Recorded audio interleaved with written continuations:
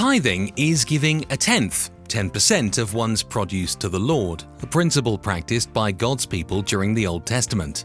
Without lengthy unpacking, if we are to practice tithing today, the obvious place to give would be through your local Christian fellowship.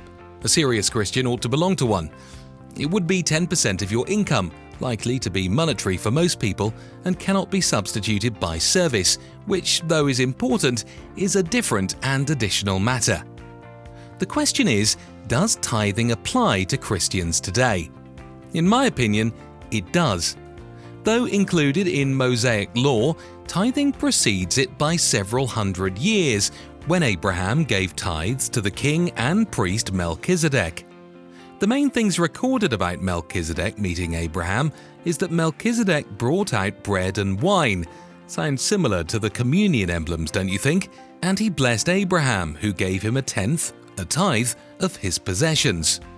We are told that Melchizedek's priesthood continues forever, and that Christ, who ever lives to make intercession for us, is a priest after its order, who collects tithes perpetually, unlike Levitical priests who eventually died and were replaced, of course.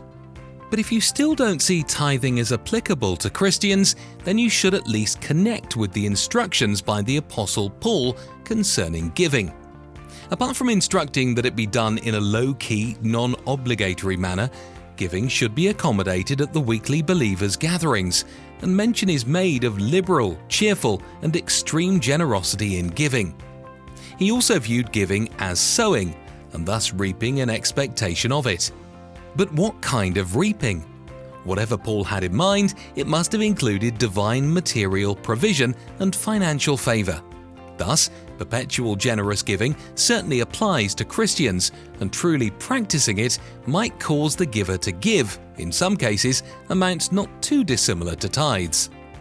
What is sure, however, is that irregular, stingy, or non-existent giving is certainly not a Christian approach. And with scriptures so clear on this issue, don't be surprised if you suffer in life financially for your failure to adhere on this matter. In the natural, a person takes out a pension or equivalent, sowing into their future with the expectation of reaping its benefits in later life. And the earlier in life they start, the better. Who's to say there is no spiritual parallel of that, with what those who give faithfully to the Lord reap in this life, never mind the life to come?